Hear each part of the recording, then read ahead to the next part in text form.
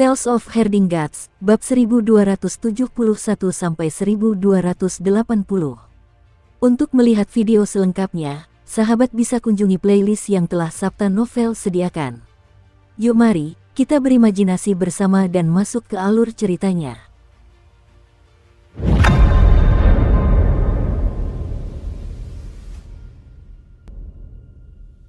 Selain Kinmu, semua orang tidak terlalu senang makan dalam pertemuan terhormat ini. Beberapa dari mereka gemetar ketakutan sementara yang lain penuh amarah. Meskipun demikian, suasana tetap dipertahankan. Kinmu menyarankan agar dia memimpin pasukan untuk menyerang desa Carefree, tetapi dia dicegah oleh para prajurit. Mereka berkata, Yang Mulia Surgawi terluka parah, jadi sebaiknya Anda tinggal dan memulihkan diri. Kalau tidak, Anda mungkin akan mati karena luka parah di medan perang. Kinmu hanya bisa menyerah. Yang Mulia Huo ingin membawa Kinmu ke medan perang sehingga para jenderal dewa yang telah menghancurkan seni dewanya yang tidak berubah dapat menyingkirkannya. Namun, para jenderal mencoba yang terbaik untuk menekan Kinmu, mencegahnya memimpin pasukan ke medan perang. Selain itu, Kinmu terus batuk dan mengatakan bahwa dia terluka parah, jadi memang tidak pantas baginya untuk menyebutkan mengirim Kinmu ke kematiannya. Setelah pertemuan itu, Kinmu pulih, sementara surga terbagi untuk membuang mayat berjalan dan setan hati yang tersebar di seluruh negeri untuk menstabilkan bagian belakang. Seketika tersiar kabar bahwa para pencuri dari Great Void, Yudu, dan Great Void telah menarik pasukan mereka dan bersembunyi di sudut timur. Kinmu diam-diam menemukan Bai Yujing dan bertanya padanya apakah Lan Yutian telah keluar dari pengasingannya. Bai Yujing terluka oleh Hao Tian, tetapi lukanya masih belum sembuh. Dia berkata, Saudara Lan, Yang Mulia Surgawi Yu seharusnya masih tenggelam dalam Dao. Dia telah berada di dalam lentera Yang Mulia Surgawi Yue selama ini. Dia mengeluarkan lentera milik Yang Mulia Yue dan membuka pintu kecil di lentera itu. Dia melihat ke dalam dan tercengang. Lentera itu kosong. Lan Yutian benar-benar menghilang tanpa jejak. Keduanya berkeringat dingin. Bai Yujing menangis, kapan kau lari? Kemana kau lari? Urat-urat muncul di dahi Kinmu, dan dia berkata dengan sungguh-sungguh, jangan panik dan jangan membuat keributan. Mari kita lihat-lihat. Mereka berdua buru-buru melihat sekeliling dan mencari di rumah Bai Yujing secara menyeluruh, tetapi mereka tidak dapat menemukan jejak Lan Yutian. Bai Yujing bertanya kepada para pelayan di istana, dan mereka berkata, ketika guru surgawi sedang menyendiri, adik laki-laki ini berkata bahwa dia adalah adik laki-laki guru surgawi, jadi dia keluar. Semangat Kinmu bangkit, dan dia berkata, baguslah kita punya petunjuk. Ini berarti dia masih di kota Dewa Westfall milikmu. Keduanya mencari ke seluruh kota, tetapi mereka tidak dapat menemukan Lan Yutian. Seorang prajurit berkata, dewa ini melukai beberapa saudara dan membawa beberapa orang keluar dari kota. Urat-urat muncul di dahi Kinmu dan Bai Yujing. Keduanya tahu bahwa Lan Yutian memiliki daya tarik yang tak terlukiskan yang dapat menarik orang-orang dengan keinginan kuat untuk mencari Dao. Mereka tidak menyangka dia akan menculik sekelompok orang saat dia keluar dari pengasingan. Bai Yujing bertanya, berapa banyak prajurit yang dia bawa? Jenderal dewa itu berkata, awalnya hanya ada selusin orang yang mengikutinya, tetapi setelah meninggalkan kota, ada 100 orang yang mengikutinya. Bai Yujing sangat marah. Kenapa tidak? Guru surgawi sedang menghadiri perjamuan. Bai Yujing tidak berdaya, dan Kinmu menghiburnya, ada 100 orang yang mengikutinya, jadi dia adalah target yang sangat besar. Akan jauh lebih mudah untuk menemukannya sekarang. Bai Yujing mengangguk berulang kali. Mereka berdua mengikuti jejak 100 dewa dan melihat Lan Yutian sedang bergegas menuju perkemahan Yang Mulia Surgawi. Omong kosong. Keringat dingin membasahi dahi Kinmu dan Bai Yujing saat mereka mengejar mereka dengan panik. Mereka melihat Lan Yutian dan yang lainnya tiba-tiba berbalik di luar perkemahan Celestial Venerable. Mereka sebenarnya tidak pergi ke perkemahan Celestial Venerable. Kinmu gembira dan berkata sambil tersenyum, dia kalah lagi. Bai Yujing tersenyum, dia tidak tahu jalan. Mereka berdua bergegas mendekat. Dari jejak kaki yang ditinggalkan oleh Lan Yutian dan yang lainnya, ada lebih banyak orang yang mengikuti Lan Yutian. Sebelumnya, hanya ada 100 orang, tetapi sekarang, ada lebih dari 1000. Dalam perjalanan, mereka bahkan menemukan beberapa dewa yang tertinggal. Kinmu menanyakannya, dan sang dewa berkata, saya tidak tahu bagaimana saya mengikutinya. Saya merasa bingung, dan saya hanya merasakan kedamaian di hati saya saat mengikutinya. Mendengarkan suara Dao dan mendengarkannya berkhotbah tentang Dao, saya merasa bahagia dan damai. Kinmu bertanya, mengapa kamu tertinggal? Dewa itu berkata, Aku mengikuti mereka untuk waktu yang lama dan tiba-tiba terbangun. Baru saat itulah aku menyadari bahwa aku benar-benar ada di sini. Aku merasa bahwa dia menggunakan seni iblis untuk membingungkan kita, jadi aku tidak berani untuk terus mengikutinya. Bai Yujing tidak muncul dan bersembunyi di kedalaman ruang. Dia berkata kepada Kinmu, tanyakan padanya, setelah mendengar begitu banyak dari orang itu, apakah dia pikir itu adalah teknik iblis? Kinmu bertanya tentang hal itu, dan sang dewa menggelengkan kepalanya dengan linglung. Itu bukan teknik iblis, sebaliknya, aku banyak memahaminya, dan beberapa hal yang tidak ku mengerti di masa lalu tiba-tiba menjadi jelas. Namun, semakin seperti ini, semakin aku merasa takut, dan aku tidak berani untuk terus mengikutinya. Dia adalah orang yang tidak memiliki takdir, kata Bai Yujing kepada Kinmu. Kinmu menganggukkan kepalanya dan terus mengikuti jejak kaki yang ditinggalkan oleh Lan Yutian dan yang lainnya. Dalam perjalanan, ada dewa-dewa yang tertinggal dari waktu ke waktu. Dewa-dewa ini juga memiliki keraguan yang sama seperti dewa sebelumnya, jadi mereka tidak terus mengikuti Lan Yutian. Sepanjang jalan, ada banyak menara pengawas surga, dan banyak di antaranya yang kosong. Mereka dibawa pergi oleh Lan Yutian. Kinmu dan yang lainnya bertemu dengan para dewa yang hilang itu di jalan. Sebagian dari mereka duduk di tepi kolam dengan linglung, sebagian berbaring di bawah naungan pohon, sebagian memeluk kepala sambil berpikir keras, sebagian menggumamkan beberapa patah kata, dan sebagian berbaring di tanah dan tidur. Yang lainnya berencana meninggalkan Great Void dan pulang ke rumah. Kinmu dan Bai Yujing saling memandang dengan cemas. Orang-orang yang tertinggal ini tampaknya telah mengalami pukulan besar bagi jiwa mereka dan menjadi tidak normal. Dari jejak kaki di tanah, sudah ada 3.000 dewa surga mengikuti Lan Yutian. Kinmu tiba-tiba mendesah dan berkata dengan suara rendah, mendirikan sekte, mendirikan kitab suci, membangun pahala, dan menjadi orang suci. Lan Yutian telah melakukannya tanpa disadari. Dia hanya selangkah lagi dari menjadi orang suci seperti yang dikatakan oleh sekte orang suci surgawi kita. Jika dia menciptakan teknik yang dapat memberi manfaat bagi semua makhluk hidup, mengubah sistem teknik, seni ilahi, dan memberikan kontribusi, dia akan mampu melakukannya. Bai Yujing tidak mengerti perasaannya. Sebagai master sekte orang suci surgawi, sekte orang suci surgawi memiliki pengaruh yang besar padanya. Mendirikan sekte, mendirikan kitab suci, membangun pahala, dan menjadi orang suci pada dasarnya adalah prinsip dan tujuan hidup Kinmu. Ada banyak master kultus suci surgawi, namun tidak satupun dari mereka yang mampu mencapai langkah ini. Si penebang kayu adalah pendiri doktrin orang suci surgawi, tetapi dia tidak berhasil menjadi orang suci. Dia ingin menciptakan metode bagi para dao besar pasca celestial untuk menjadi dewa. Namun, tujuannya terlalu besar. Dia memiliki 360 jalan dan 360 dao besar. Dia ingin mengolah sistem langit surgawi pasca celestial yang tak tertandingi dan memberi manfaat bagi masyarakat. Dia terjebak di alam pavilion giok oleh ambisinya yang besar, dan tahap eksekusi dewa menjadi penghalang yang tidak akan pernah bisa dilewatinya. Master pendiri sekte Heavenly Saint Wei Suifeng juga tidak dapat melakukannya.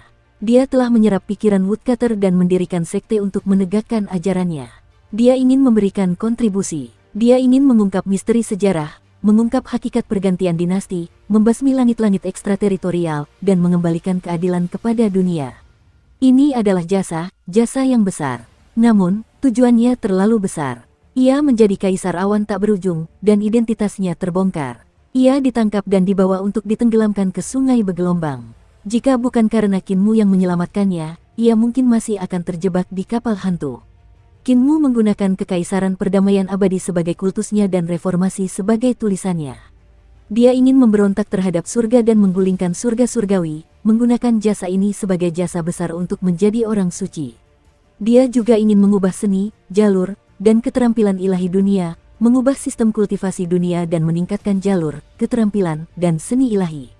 Dia pasti akan melampaui masa lalu dan masa kini. Akan tetapi, ketika malapetaka perdamaian abadi melanda, ia juga babak belur dan masih bekerja keras demi kedua tujuan tersebut. Sepanjang sejarah jutaan tahun era Nagahan, hanya 9 orang yang benar-benar mampu mendirikan sekte, mendirikan kitab suci, dan memperoleh pahala untuk menjadi orang suci. Hanya dengan menggabungkan kontribusi mereka, mereka layak menyandang gelar orang suci. 9 orang ini adalah 9 dewa surgawi Nagahan. Yang mulia Yu, yang mulia Hao, yang mulia Ling, yang mulia Huo, yang mulia Yue, yang mulia Yu, yang mulia Yun, yang mulia Qin, dan yang mulia Mu telah mendirikan sistem harta karun dan istana surgawi. Mereka telah mendirikan sistem alam Dao. Kesembilan sumbangan mereka jika digabungkan membuat mereka layak menjadi orang suci. Akan tetapi, sumbangan masing-masing kesembilan orang itu jauh dari gelar orang suci. Dari apa yang terlihat, orang pertama yang bisa menjadi orang suci sejati sebenarnya adalah Lan Yutian. Qin Mu melihat ke kejauhan. Lan Yutian memimpin 3.000 muridnya dengan cara yang megah. Di bawah pimpinan si idiot jalanan Lan Yutian, para dewa yang hilang ini menuju ke wilayah desa Carefree. Lan Yutian bukanlah yang mulia surgawi Yu. Dia seharusnya sepertiku, kesadaran kedua yang lahir dari tubuh yang mulia surgawi Yu. Dia orang yang murni, orang yang lahir untuk mencari Dao. Qin Mu menampakkan senyum kebapaan di wajahnya. Sebagai pemandu Lan Yutian, dan juga seseorang yang pernah mengalami hal serupa dengan Lan Yutian, dia sangat bersyukur. Lan Yutian akhirnya tumbuh dewasa. Tuan Langit Putih, aku tiba-tiba mengerti mengapa kamu tidak ingin menjadi Dewa Selatan Burung Vermilion. Qin Mu berbalik dan tersenyum. Situasiku sama sepertimu dan Lan Yutian. Mulai sekarang, aku tidak akan memaksamu untuk menjadi Dewa Selatan.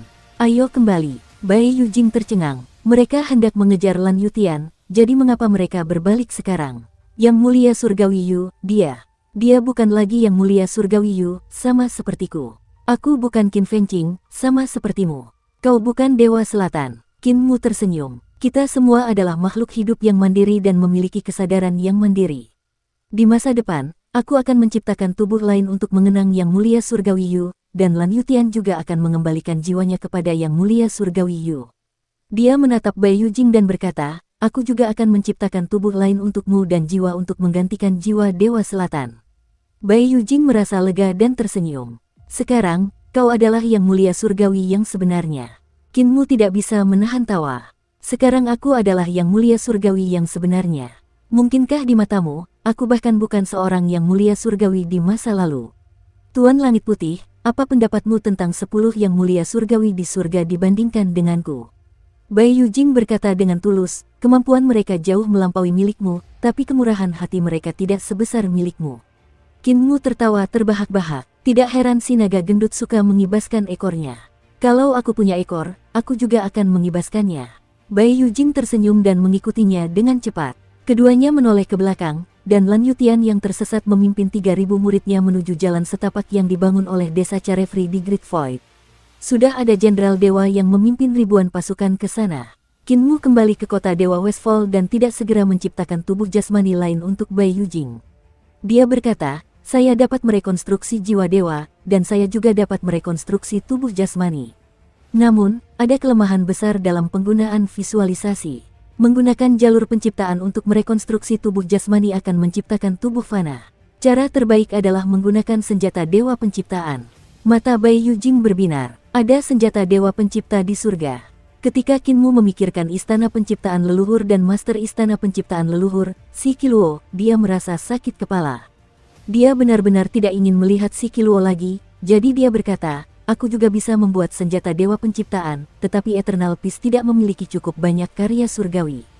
Jika aku ingin membuat tubuh jasmani yang persis sama dengan milikmu, aku perlu mengambil data dari tubuhmu. Bai Yujing tersipu dan berkata, aku akan melakukannya sendiri.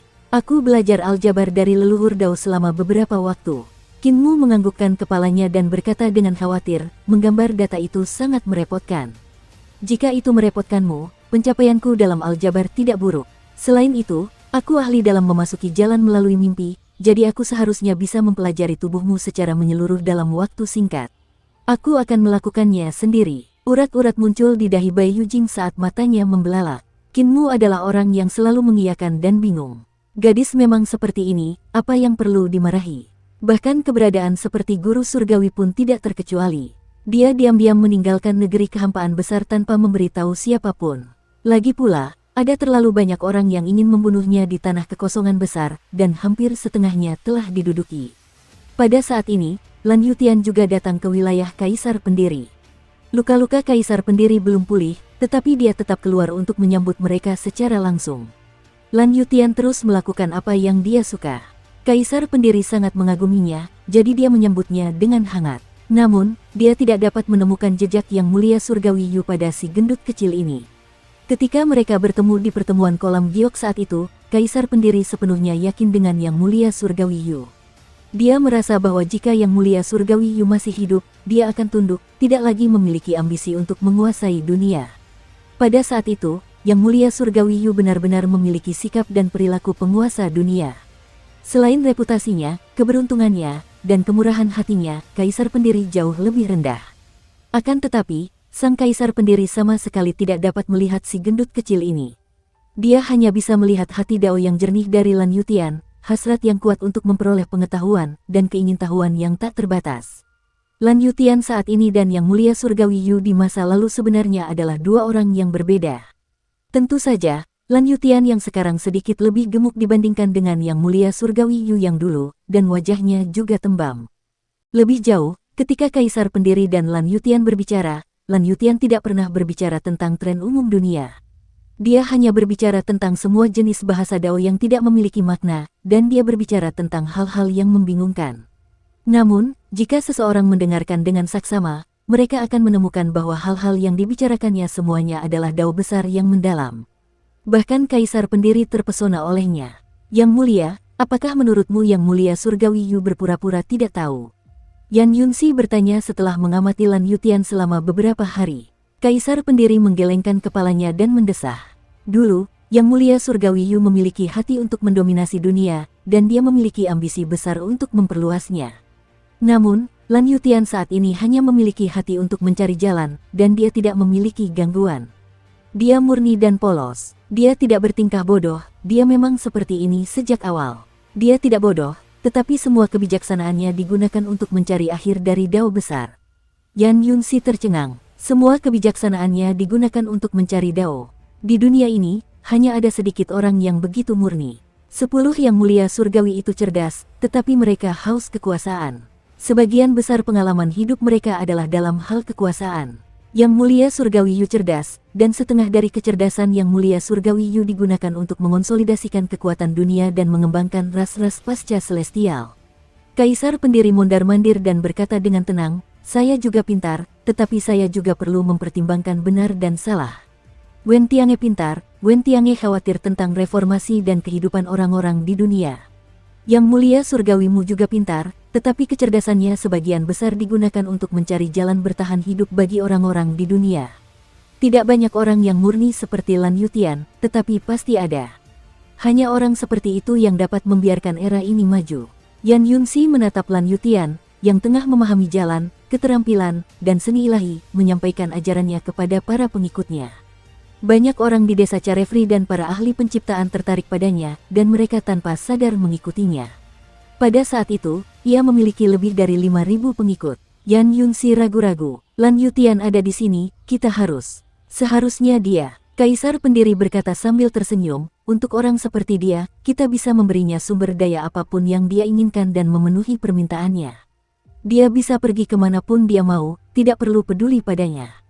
Jika dia ingin datang, dia bisa datang. Kita akan memperlakukannya dengan hormat. Jika dia ingin pergi, dia bisa pergi.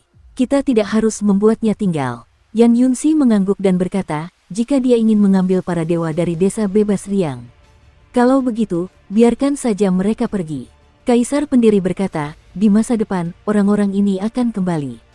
Ketika mereka kembali, mereka akan membuat kita memandang mereka dengan cara yang berbeda, dan prestasi mereka akan luar biasa. Jika aku bisa pergi, aku juga akan mengikuti Lan Yutian, tetapi aku tidak bisa. Yan Yunxi tercengang. Dia menatap Lan Yutian dan bergumam, orang yang aneh sekali. Dia tidak aneh, yang aneh adalah kita, Zixi. Kaisar Pendiri mendesah sedih. Kita telah dihalangi oleh dunia fana, jadi kita tidak sebebas dia. Aku iri padanya. Yan Yunxi tersenyum. Aku tidak iri padanya. Kaisar Pendiri sedikit tertegun. Jika semua orang seperti dia, tidak ada seorang pun yang akan menganggap yang lemah, tetapi tidak ada seorang pun yang bisa seperti dia. Yan Yunxi berkata dengan sungguh-sungguh, dia adalah seorang peneliti yang mencari Dao, tetapi dia bukanlah pemimpin suatu ras. Sebagai pemimpin suatu ras, dia memiliki lebih banyak tanggung jawab dan beban. Kaisar Pendiri memahami nasihatnya dan berkata sambil tersenyum, jangan khawatir.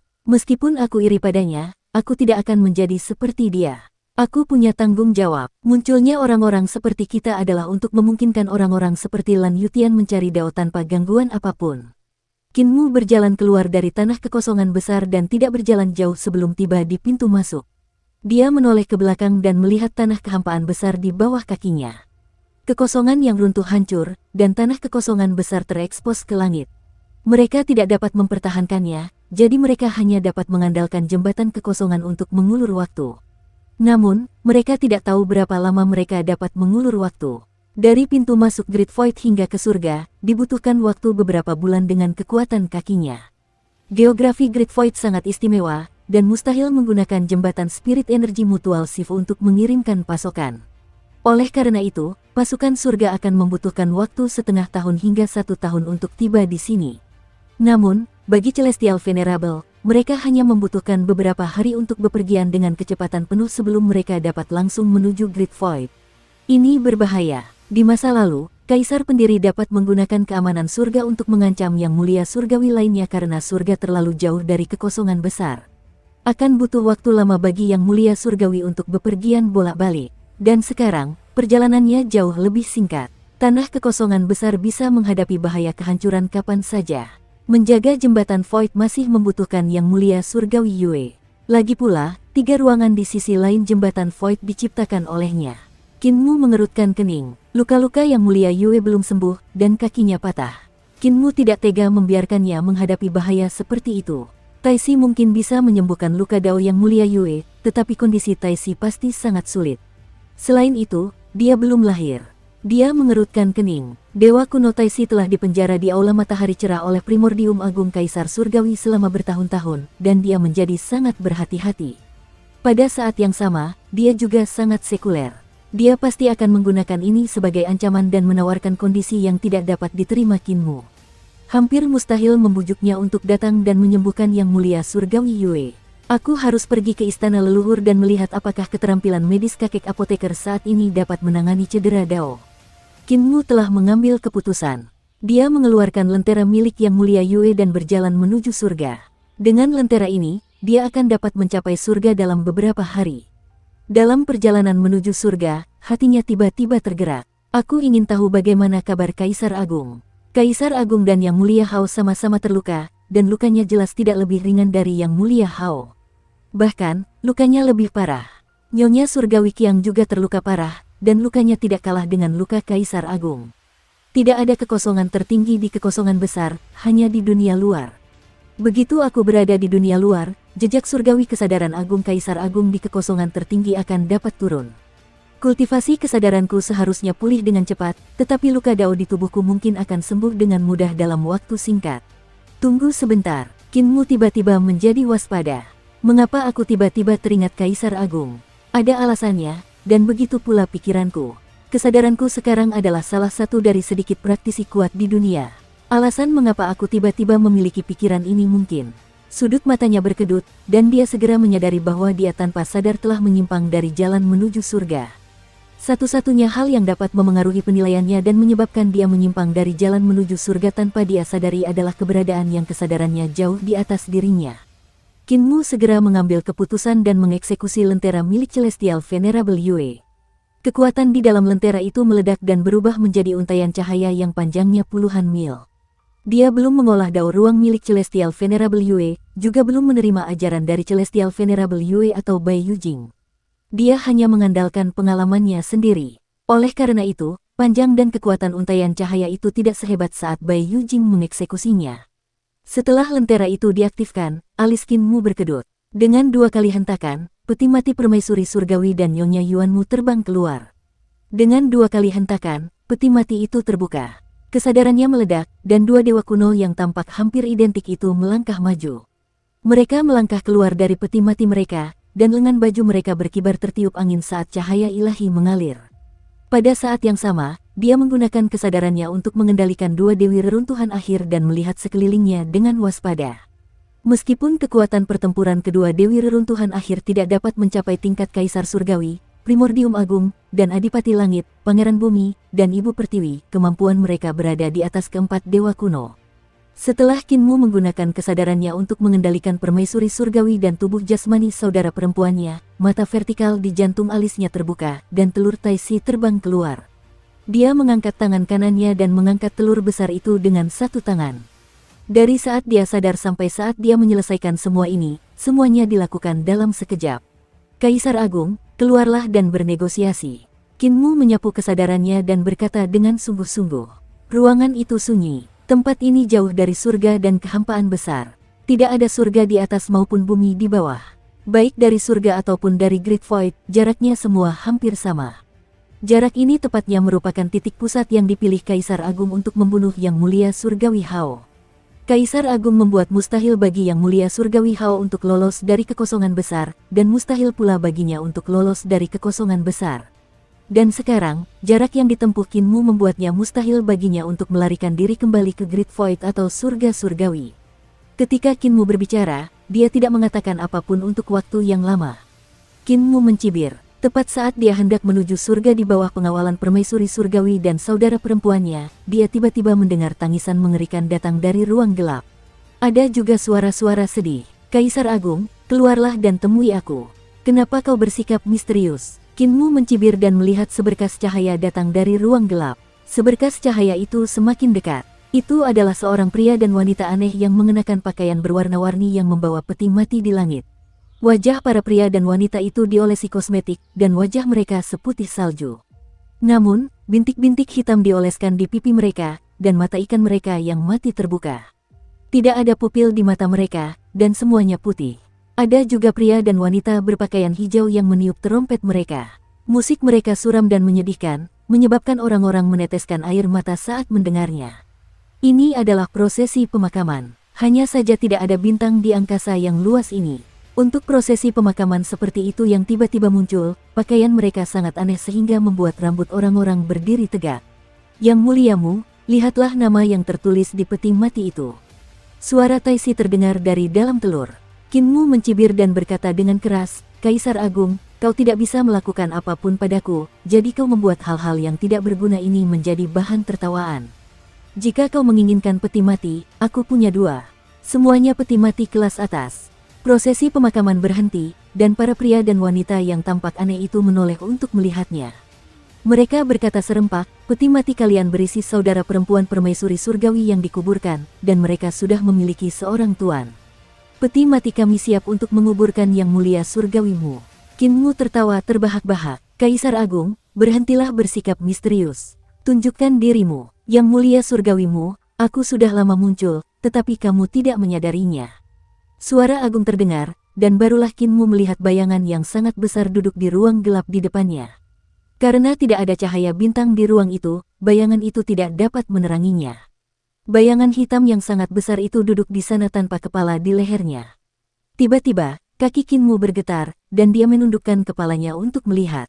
Dia melihat bayangan hitam di bawah kakinya, dan jejak kakinya yang bergelombang seperti pegunungan yang membentang ke kejauhan. Itu adalah telapak tangan, satu-satunya telapak tangan milik Kaisar Agung. Tanpa disadari, dia telah terpikat ke wajah Kaisar Agung dan berjalan di telapak tangannya.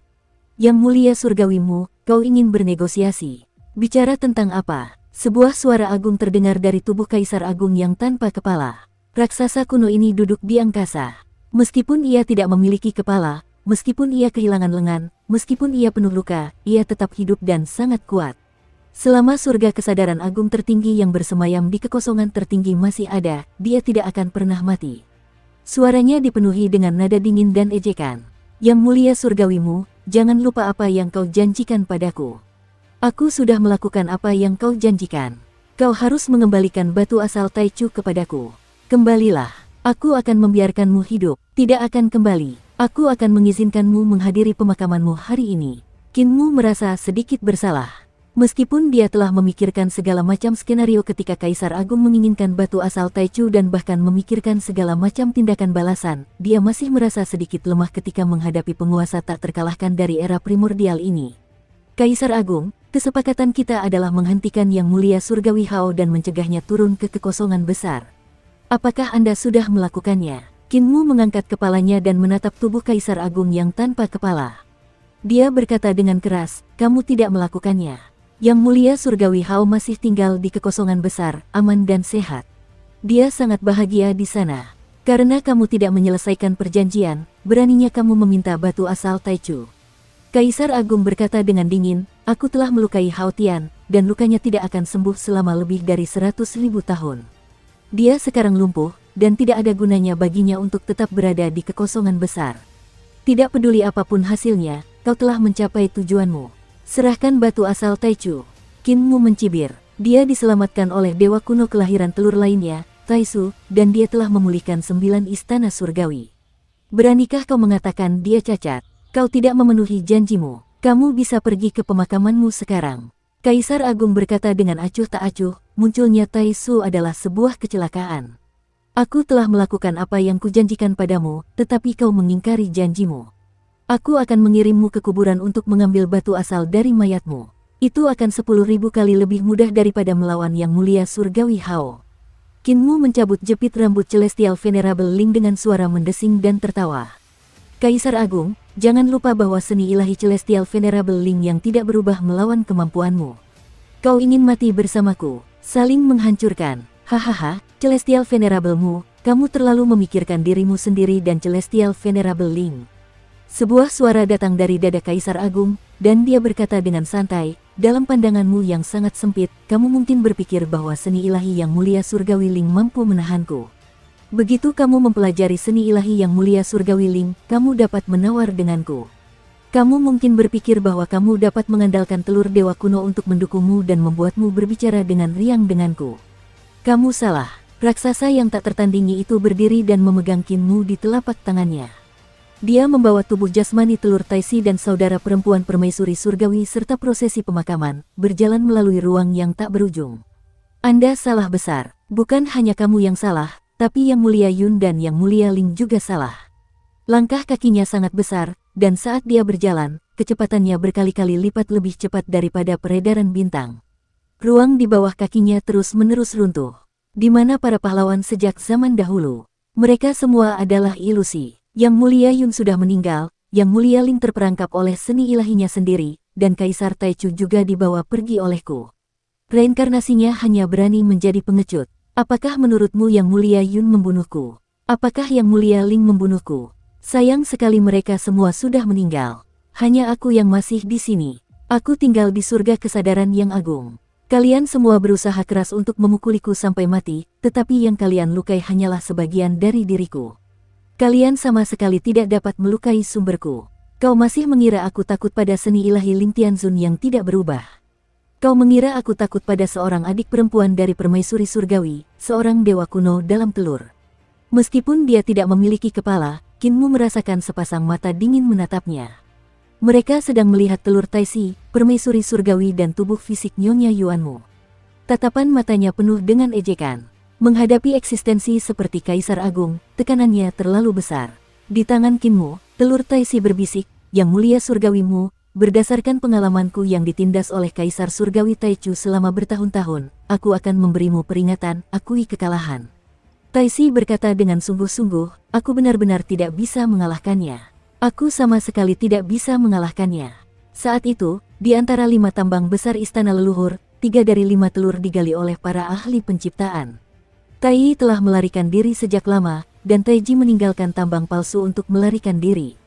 Jika kita bisa mengalahkannya, apakah kita akan digali oleh para ahli penciptaan untuk berjemur di bawah sinar matahari? Yang Mulia Surgawimu, kau tahu bagaimana menjadi pengecut untuk sesaat. Kau bisa membalas dendam di masa depan. Qin Mu bergumam pada dirinya sendiri sejenak dan berkata, Kaisar Agung, kau dan aku memang bisa jatuh. Aku bisa menghancurkan tubuh jasmanimu saat ini, dan adik permaisuri surgawi juga bisa menghancurkan kesadaranmu. Kakak Taisi juga bisa membuatmu mustahil untuk menghancurkan seni ilahi yang kutinggalkan. Tentu saja, aku juga akan mati di tanganmu. Namun, kita masih punya pilihan kedua. Taisi berkata dengan lembut, jangan menyeretku ke dalam masalah ini. Aku hanya dibawa ke sini olehmu. Kaisar Agung menghentikan langkahnya dan mencibir.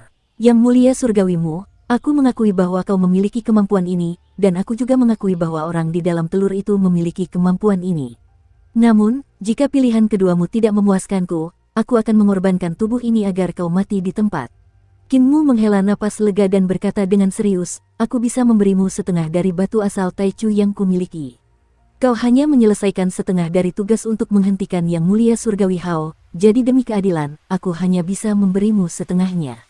Sang Kaisar Agung mendengus. Dukung terus channel YouTube Sabta Novel.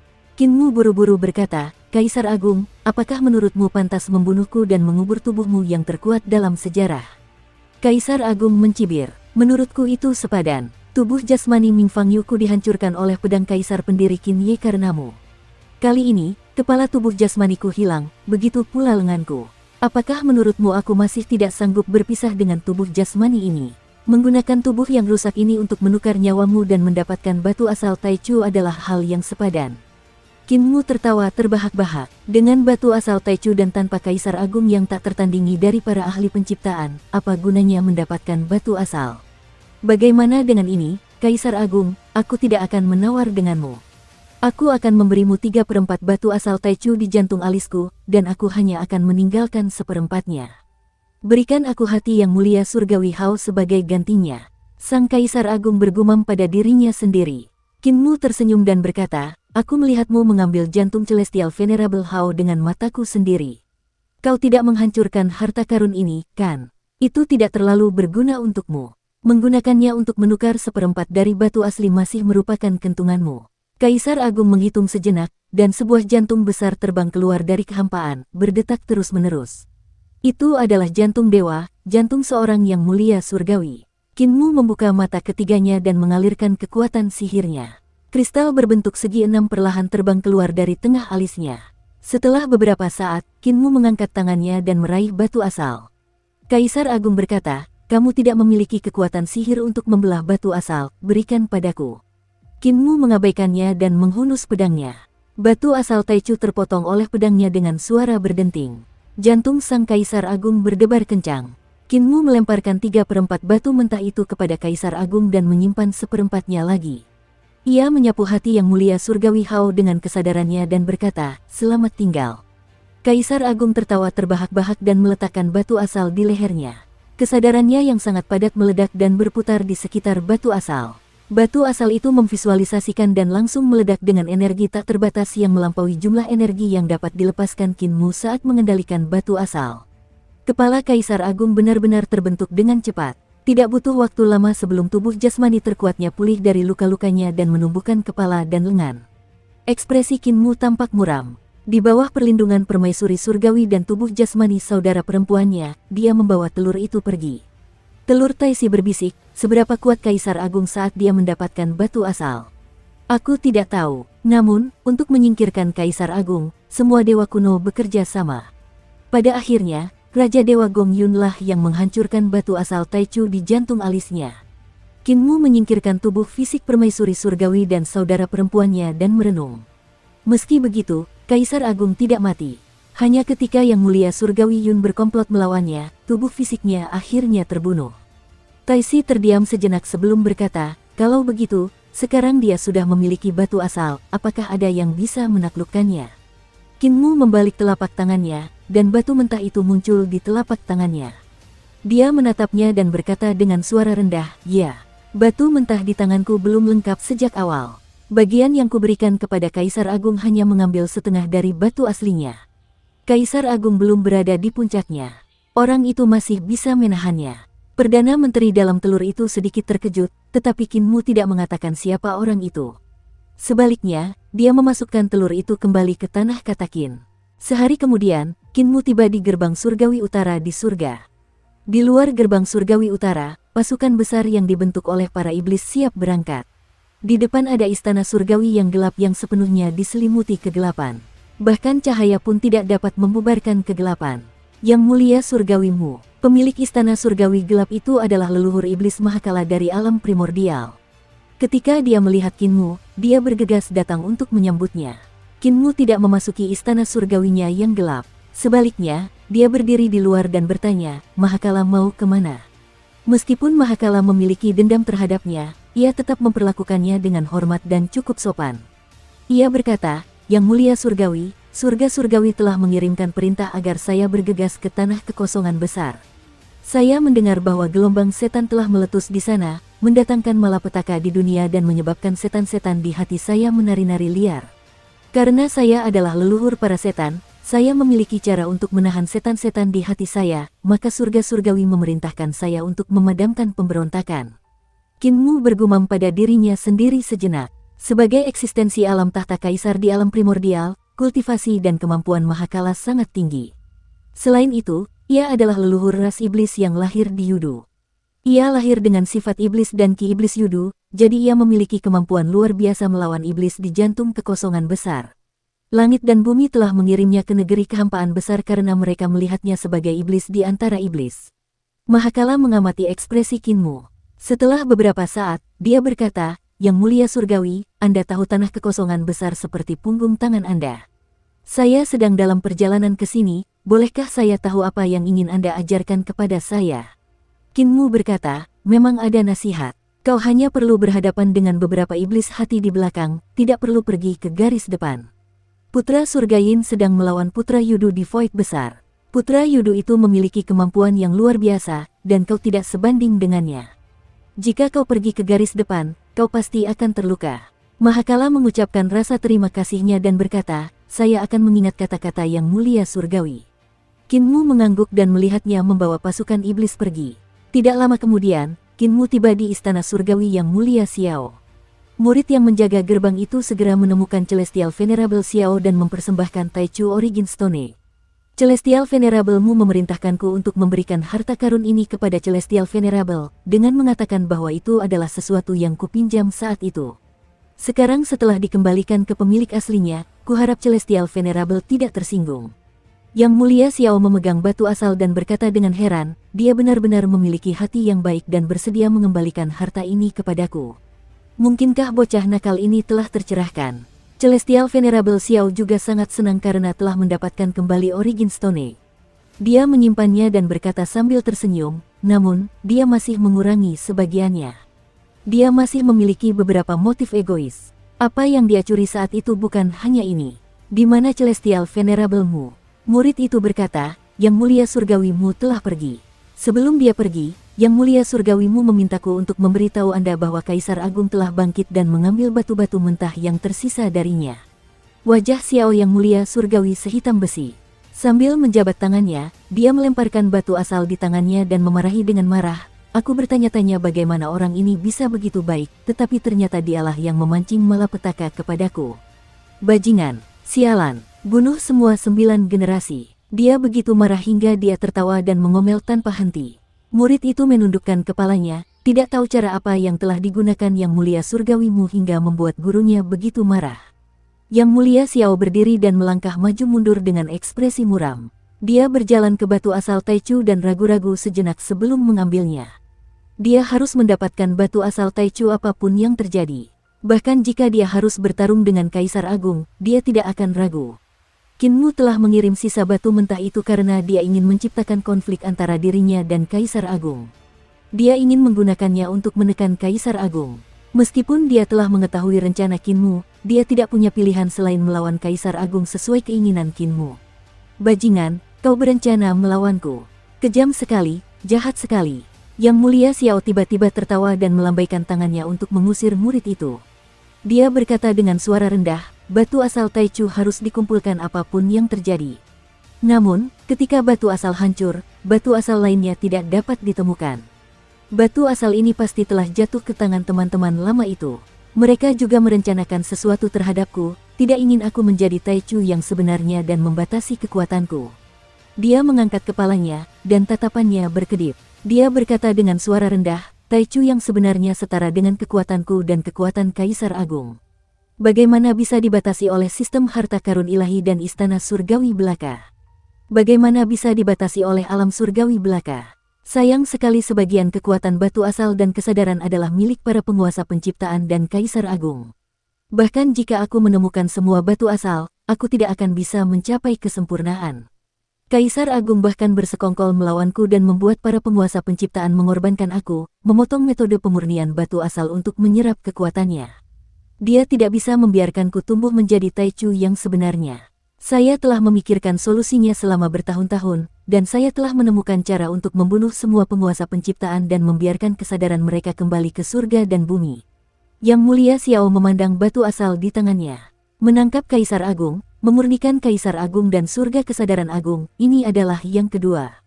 Mengumpulkan semua batu asal dan memurnikan batu asal, ini adalah yang ketiga. Jika aku dapat melakukan 3 langkah ini, aku akan menjadi Taichu yang sebenarnya. Dia tidak bisa menyembunyikan kegembiraannya saat bergumam, dendam antara aku dan Kaisar Agung telah berlangsung sejak zaman purba hingga sekarang. Sekarang sebagian batu asal ada di tanganku dan sebagian lagi ada di tangannya, waktu bagi kita untuk menyelesaikan dendam kita mungkin sudah dekat. Aku benar-benar menantikannya. Kinmu kembali ke alam primordial dari surga dan kedamaian abadi. Tanpa batu asal Taichu, dia merasa kesadarannya telah kehilangan kelincahan aslinya. Meskipun kultivasi kesadarannya masih ada, kekuatan dan intensitas ledakan kesadarannya jauh lebih lemah dari sebelumnya.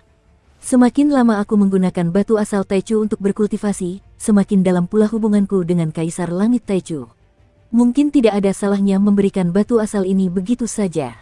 Ia menghela napas dengan gemetar, tetapi ia masih merasa sedikit menyesal. Saya masih memiliki sepotong batu asal Taiji. Karena saya tidak memiliki batu asal Taichu, saya bertanya-tanya bagaimana batu itu akan digunakan untuk menggantikan pupil mata. Dia mengambil keputusan dan segera mengeluarkan batu asal Taiji, berencana untuk memasukkannya ke dalam pembukaan tanah katakin. Ada sebuah lubang besar di tengah tanah katakin yang seperti pupil mata. Batu asal Taichu yang awalnya dimasukkan ke dalamnya kini kosong, dan kekuatan mata dewanya juga telah sangat berkurang. Dewa kuno di dalam telur Taisi berkata sambil tersenyum, kamu baru saja menyingkirkan batu asal Taichu, dan kamu berencana untuk menggunakan batu asal Taichu lagi. Dewa kuno di tambang batu asal Taichu belum digali.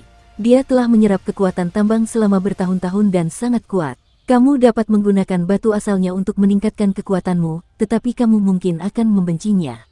Saudara Dao Taisi, apa yang kamu katakan masuk akal. Kinmu memikirkannya, dan semburan kekuatan sihir melesat keluar. Ia menyapu telur Taisi dan memasukkannya ke dalam pembukaan tanah katakin. Telur Taisi tersangkut di lubang dan tidak bisa bergerak. Dia berkata dengan marah, Yang mulia surgawimu, kamu menaruh dendam padaku. Kinmu menutup telinganya dan membuka mata vertikal di tengah alisnya. Namun, dia tidak bisa melihat apapun dengan jelas. Dia tahu bahwa itu adalah Dewa Kuno Taisi yang sedang mempermainkan telur itu, jadi dia hanya bisa mengambil telur itu. Baru pada saat itulah telur Taisi menghela napas lega. Telur itu berguling-guling di tanah selama beberapa minggu, menjauh dari celah di tanah katakin agar tidak tersangkut lagi. Para dewa kuno di tambang Taiji memiliki hubungan yang baik denganku, dan kami mengobrol dengan baik. Mereka akan menggunakan batu Taiji yang mereka berikan kepadaku untuk meningkatkan kekuatan mata dewaku, jadi mereka tidak akan menyalahkanku, kan? Kinmu menghibur dirinya sendiri dan memikirkan batu asal Taiji. Dia menggulungnya dan memasukkannya ke dalam mata vertikalnya untuk menutup lubang itu. Yang mulia surgawimu, kau sedang mencari kematian. Taisi berteriak, dewa-dewa kuno di tambang Taiji itu licik, jauh lebih licik daripada aku. Di antara 5 tambang besar, mudah untuk muncul lebih awal. Telur-telur dewa kuno lainnya semuanya telah digali, dan dia satu-satunya yang tidak memilikinya. Kamu bisa bayangkan betapa jahat dan liciknya dia. Kamu benar-benar berani menggunakan batu asalnya. Kinmu mencoba menggunakan batu asal Taiji dan menutup matanya. Dia hanya menggunakan mata ketiganya untuk melihat sekeliling, dan semuanya langsung menjadi aneh. Tak peduli apakah itu bebatuan gunung, pohon, sungai, awan, atau bahkan tanaman, manusia, serangga, burung, dan binatang, semuanya menjadi pemandangan aneh dari yin dan yang saling terkait. Kinmu tercengang. Dia mengangkat telapak tangannya dengan lembut untuk mencubit daun yang melayang di udara. Meskipun daun itu masih berbentuk daun di matanya, esensi daun itu telah menjadi yin dan yang. Dengan sebuah pikiran, daun itu tiba-tiba hancur menjadi gumpalan yin dan yang. Kinmu membuka matanya. Daun-daun itu sudah tidak ada lagi, dan tidak ada jejak yang tertinggal. Bahkan abu pun tidak tersisa. Dia kemudian mengarahkan tatapan mata vertikal di tengah alisnya dan melambaikan tangannya dengan lembut. Batu gunung di depannya yang tingginya 2 hingga 3 orang tiba-tiba menghilang, berubah menjadi gumpalan yin dan yang menghilang di dunia. Batu asal Taiji ini bahkan lebih kuat dari batu asal Taichu. Dia tidak dapat menahan kegembiraannya. Dengan jentikan jarinya yang lain, sebuah pohon besar tiba-tiba berubah, dan yin dan yang membentuk pohon itu berubah menjadi gurita raksasa. Tentakelnya terentang, dan ia terbang menjauh dengan cepat. Taisi mencibir dan berkata, habislah kau, habislah kau. Kau mencuri kekuatan Taiji dan menanam karma dalam-dalam. Dewa kuno itu tidak akan membiarkanmu pergi. Mereka memperlakukan saya dengan sangat baik. Kinmu berkata dengan gembira, jangan bicara omong kosong. Baik sekali padamu. Taichu di dalam telur mencibir. Jika dia memperlakukanmu dengan baik, mengapa dia menyihirmu untuk pergi ke pohon hitam besar? Qin Mu sedikit tertegun. Dia menggelengkan kepalanya dan berkata sambil tersenyum, kayu hitam adalah tanah suci nomor 1 di istana leluhur. Mudah dipertahankan dan sulit diserang, dan binatang buas tidak berani memasukinya dengan mudah. Ada juga dewa kuno, Tai, yang mengawasinya. Ada banyak tambang di sana, jadi keputusan yang bijaksana bagiku untuk memilih tempat itu. Telur Tai Si bergoyang maju mundur, seolah tak bisa berkata apa-apa padanya. Telur itu tidak tahu bagaimana membangunkannya. Taiji Taichu tidak memiliki perbedaan kekuatan. Hanya dapat dikatakan bahwa batu asal Taichu tidak cocok untukmu. Batu itu lebih cocok untukmu. Taisi membuang topik sebelumnya dan berkata, batu asal Taichu lebih cocok untuk Kaisar Agung. Itu benar, mengapa kamu meminta hati yang mulia surgawi Hao kepada Kaisar Agung? Qin Mu mengamati pemandangan di Eternal Peace dan menentukan arahnya. Tanpa mengedipkan mata, dia berkata, aku hanya takut pada Kaisar Agung, dan aku tidak ingin mempermalukan Celestial Venerable-mu, jadi aku meminta sesuatu darinya. Setidaknya itu adalah pertukaran, bukan paksaan. Taichu tidak mempercayainya, tetapi karena Qin Mu tidak mengatakannya, dia tidak dapat menebak apa yang sedang dipikirkannya. Qin Mu melihat tubuh asli Ibu Pertiwi, Gongsun Yan, dari jauh. Pohon purba itu bahkan lebih rimbun dan menutupi area yang lebih luas. Pohon itu berdiri di sebelah timur alam purba dan sangat menarik perhatian. Istana surgawi Ibu Pertiwi di atas mahkota pohon purba telah dibangun. Sebagian besar prajurit di istana tersebut berasal dari kedamaian abadi. Langit surgawi telah menganugerahkan Gongsun Yan sebagai penguasa bumi yang berbudi luhur, dan dia bertanggung jawab atas separuh alam purba. Namun, ada banyak orang di alam purba yang tidak yakin. Eternal Peace telah menggunakan nama Gongsun Yan untuk menyerang negara-negara pemberontak ini. Sekarang wilayahnya meluas, areanya menjadi beberapa kali lebih besar dari sebelumnya. Qin Mu mengamati adat istiadat setempat, dan ia melihat bahwa pekerja surgawi perdamaian abadi sedang membangun jembatan terbang di wilayah yang telah ditaklukkan. Mereka membangun jalan, membangun pabrik, dan menambang urat biji. Mereka mencoba menggunakan filosofi perdamaian abadi untuk membimbing orang-orang di wilayah baru ini. Ekspansi Kaisar terlalu cepat, dan jumlah prajurit di Eternal Peace belum juga menyusul. Kita perlu berhenti dan menggunakan waktu untuk mempersiapkan praktisi muda yang kuat, jika tidak, kekaisaran akan menjadi tidak stabil. Qin Mu berjalan ke ibu kota Eternal Peace dan berkata kepada Ling Yuxiu, tanah kekosongan besar sudah sulit dilindungi, dan tidak akan bertahan lama. Jika kita menarik terlalu banyak perhatian sekarang, itu akan menarik penindasan dari surga. Ling Yuxiu mengakui. Qin Mu mengeluarkan cetak biru yang tampak seperti berisi banteng keringat dan berkata, cetak biru ini adalah senjata dewa penciptaan dan sangat rumit.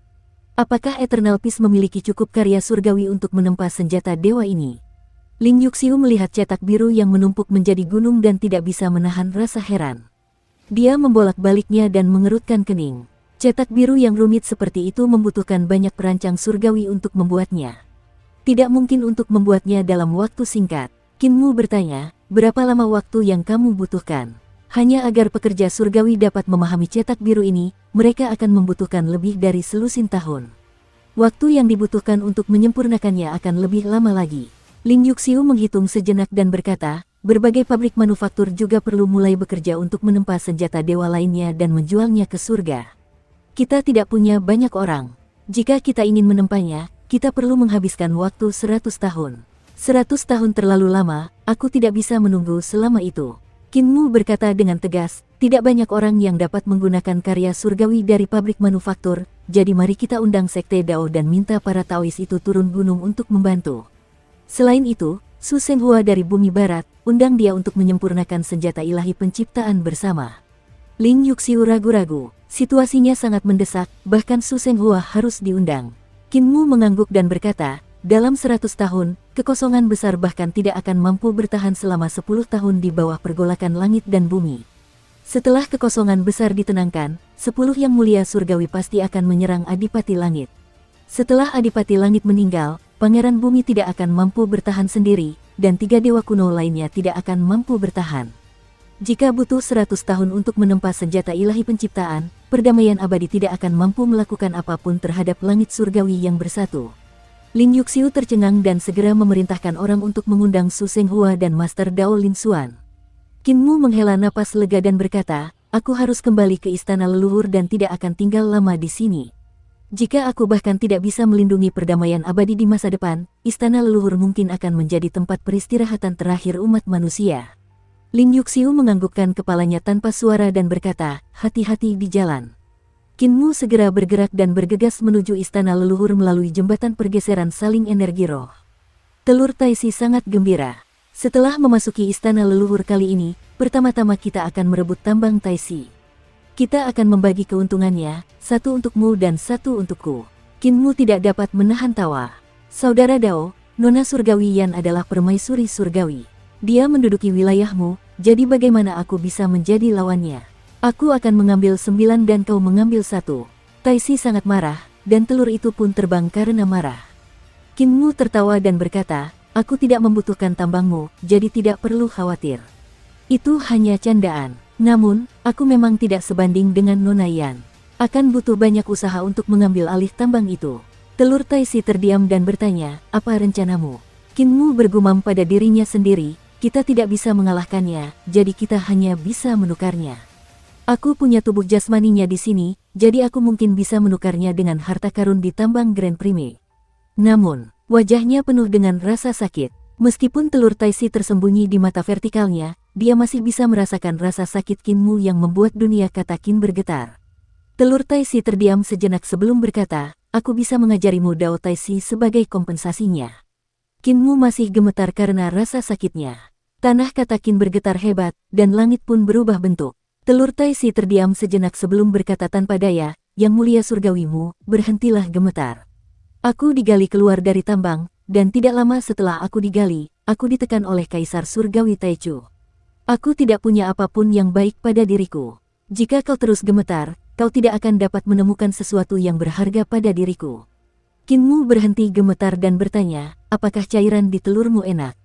Rasanya tidak enak, kata Taisi di dalam telur dengan kaku. Dia menambahkan, jangan pernah berpikir untuk mengambil cairan telurku. Orang kikir. Qin Mu memarahinya sambil tersenyum dan bahkan ingin menjatuhkan sesuatu dari tubuhnya. Dia bertanya, setelah kamu lahir, bisakah kamu memberiku kulit telurmu? Nada bicara Taisi menjadi lebih keras. Tidak, aku punya kebiasaan menggerogoti kulit telur, jadi aku pasti akan memakannya begitu aku lahir. Kau merampas kulit telur Taichu dan menyimpan niat jahat, berencana menggunakan kulit telur itu untuk menangkapnya. Kau pikir aku tidak tahu? Qin Mu tampak gelisah. Ia menggelengkan kepalanya dan berkata, saudara Dao Taisi, kau adalah dewa kuno. Kau ahli dalam segala hal, tetapi kau pelit. Kau tidak bisa memeras setetes minyak pun. Jika kau tidak memberiku 1 sen pun, bagaimana aku bisa mengorbankan tubuh jasmani permaisuri surgawi untuk membantumu? Taisi ragu sejenak sebelum bertanya, karena kita sekutu, aku tidak akan berbohong kepadamu. Bahkan jika kamu membantuku mengambil kembali tambang Taisi, aku akan membutuhkan ratusan ribu tahun untuk menyerap semua batu asal di tambang. Hanya dengan begitu aku akan lahir. Namun, jika kamu mempelajari Dao Taisiku, kamu dapat menemukan beberapa orang dengan jalan yang sama untuk datang ke tambang dan membantuku memurnikan energi di tambang, yang memungkinkanku untuk lahir lebih awal. Setelah aku lahir, kita dapat bekerja sama. Aku akan membantumu menyingkirkan Taichu, dan kamu bisa menjadi kaisar surgawi. Qin Mu tertawa keras dengan ekspresi muram. Jantung Taisi berdebar kencang, dan dia buru-buru bertanya, yang mulia surgawimu, apa yang sedang kamu pikirkan? Qin Mu berkata dengan kejam, aku sedang memikirkan senjata apa yang akan digunakan untuk membelah kulit telurmu. Grand Prime di dalam telur segera tersenyum meminta maaf. Apakah kamu tidak senang bahwa kamu bisa menjadi kaisar surgawi? Qin Mu mendengus dan menggelengkan kepalanya. Saudara Dao Taisi, kau terlalu meremehkanku. Aku melakukan segalanya untukmu dan bahkan membantumu untuk terlahir lebih awal. Kau tak terkalahkan saat kau terlahir. Mengenai bantuanmu untukku dalam menyingkirkan Kaisar Langit Taichu, itu sebenarnya hanya untuk membalas dendam untukmu. Membiarkanku menjadi Kaisar Langit dan kau menjadi Sar Kekaisaran Agung benar-benar rencana yang bagus. Kau masih belum mau menyerahkan apapun dan telah memperoleh semua manfaatnya. Taisi tertawa datar dan penuh perhitungan. Kalau begitu, mengapa kita tidak melakukan ini?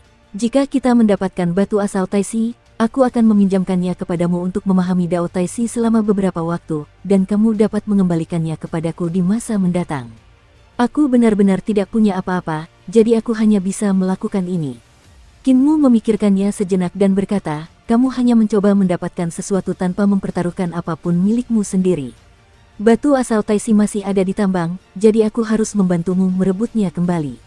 Taisi terdiam. Kinmu melanjutkan, bagaimana kalau begini, selain meminjamkanku batu asal Taisi, kau juga harus berjanji padaku 3 hal. Ketiga hal ini tidak akan merugikanmu. Taisi memikirkannya sejenak sebelum menyetujui dan membuat janji. Kinmu menghela napas lega, dan cahaya itu tiba-tiba berhenti. Mereka tiba di jembatan pergeseran saling energi roh di luar istana leluhur. Kinmu memeriksa segel Celestial Venerable dan melihatnya masih ada di sana. Ia berpikir, Taisu benar-benar punya trik tersembunyi. Mampu masuk dan keluar istana leluhur dengan bebas tanpa merusak segel Celestial Venerable memang hebat. Seni ilahinya tak terduga. Taisu telah setuju untuk melakukan 3 hal untukku, jadi hal pertama yang harus dilakukannya adalah membantunya mengobati luka Celestial Venerable Yue. Namun, jika kakek apoteker dapat menyembuhkannya, aku akan menyimpan masalah ini. Mungkin akan lebih bermanfaat. Dia memasuki istana leluhur. Tiba-tiba, suara Taisi terdengar dari mata ketiganya. Kin bocah, aku ingat sekarang. Kinmu tidak menghiraukannya. Telur Taisi menjadi marah dan berteriak, kita awalnya sepakat bahwa karena aku menyelamatkanmu dari Taisu, kamu akan melakukan yang terbaik untuk membantuku mengambil kembali tambang dan membantuku mencari batu ilahi Taisi. Saat itu, kamu tidak memiliki begitu banyak syarat untuk melarikan diri. Kinmu berjalan ke langit istana leluhur dan melihat sekeliling. Ketika dia melihat istana leluhur menjadi jauh lebih hijau, dia tidak bisa menahan rasa senangnya. Nagapi mengendalikan binatang buas. Binatang buas ini tidak lagi menelan apapun di istana leluhur. Dalam beberapa tahun, istana leluhur akan memulihkan vitalitasnya. Mengapa kamu tidak mengatakan apapun? Suara dewa kuno itu keluar dari dalam telur. Apakah kau merasa bersalah? Bajingan, kau bilang aku mencoba mendapatkan sesuatu dari ketiadaan, tetapi kau mencoba mendapatkan sesuatu dari ketiadaan. Aku menyelamatkan hidupmu dengan sia-sia. Ayo, tunggu aku keluar dari dalam telur. Mari kita bertarung selama 300 ronde. Kinmu membawa lentera dan bergegas pergi sambil bergumam, tanaman ini telah berakar dan berkecambah, jadi seharusnya ada banyak akar roh langit dan bumi dari istana leluhur, kan? Ini adalah tanah harta karun yang sangat besar. Jika aku dapat menemukan akar roh seperti pohon purba. Jangan ganti topik. Di negeri Qin, telur bundar itu memantul-mantul dan berteriak, pukul aku kalau kau punya nyali, lihat apakah aku tidak menghancurkanmu berkeping-keping. Jika semua yang ada di istana leluhur kembali seperti musim semi, apakah pohon hitam besar itu juga akan tumbuh lagi, dan pohon tua itu akan kembali seperti musim semi? Tanya Kinmu dengan gembira. Petik 2 titik. Aku akan membiarkanmu puas. Rune kuno yang tak terhitung jumlahnya muncul di permukaan telur itu saat ia berteriak. Kinmu melihat sekeliling. Ada lebih banyak dewa dan iblis di istana leluhur, dan mereka seharusnya adalah keturunan langsung dari 10 yang mulia surgawi. Mereka mencoba memperluas wilayah asal mereka dan membangun lebih banyak wilayah. Kinmu melihat ribuan binatang buas mengepung dan menyerang wilayah ini. Pertarungan berlangsung sengit. Naga gendut telah melakukannya dengan baik. Kinmu memujinya dalam hati. Hanya ketika dia melewati wilayah Heavenly Lady Yan, telur Taisi menjadi tenang. Bocah ini menepati janjinya. Dia benar-benar berencana untuk menggunakan tubuh jasmani Celestial Empress untuk ditukar dengan Taisi Origin Stone. Bolehkah aku meminta selir surgawi untuk memberitahu bahwa yang mulia surgawimu memiliki sesuatu yang penting untuk didiskusikan denganmu? Kinmu dengan sopan mengundang dewa yang menjaga tempat itu untuk melapor. Setelah beberapa saat, murid dari Heavenly Lady Yan, Xiu Hongsu datang dan berkata sambil tersenyum, Yang mulia surgawimu, kupikir kau akan menghalangi pintu lagi. Tadi, kau masih menyergap para algojo, bersiap untuk memberi perintah saat kau masuk. Kau akan menyerang dan membunuh yang mulia surgawi. Kinmu tertawa dan berkata, Xiu benar-benar pandai berbicara, leluconnya sangat nyata.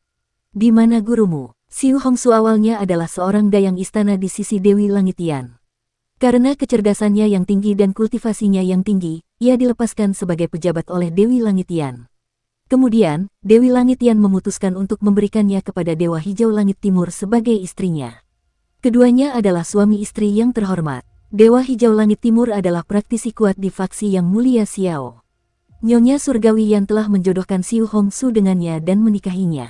Niatnya patut direnungkan. Selir surgawi ada di surga, dan dia hanya datang ke sini sesekali. Sepertinya yang mulia surgawimu tidak akan datang. Kalian bisa bubar dan terus menambang.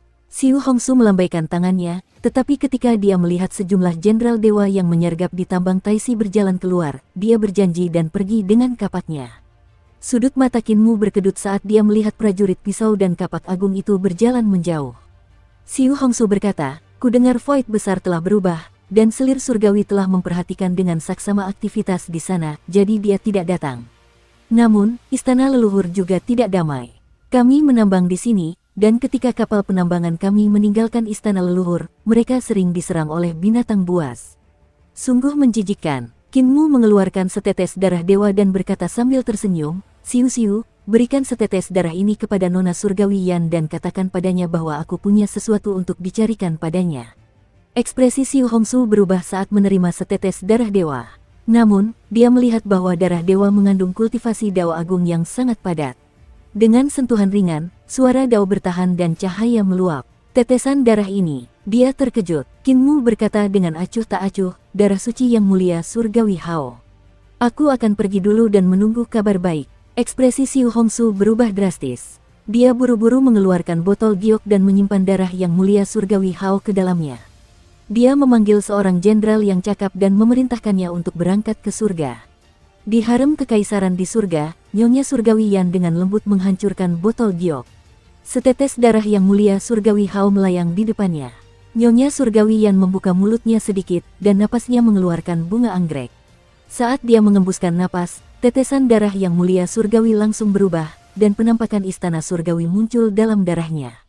Tatapan mata Nyonya Surgawi Yan berkedip saat dia menatap penampakan istana Surgawi. Setelah beberapa saat, dia berkata dengan lembut, "Sepertinya rumor di Void besar itu benar. Yang mulia Surgawi Hao memang terluka parah oleh Kaisar Agung. Yang mulia Surgawimu memerintahkan orang untuk mengirimkan setetes darah yang mulia Surgawi ini untuk memberitahu saya bahwa yang mulia Surgawi Hao terluka."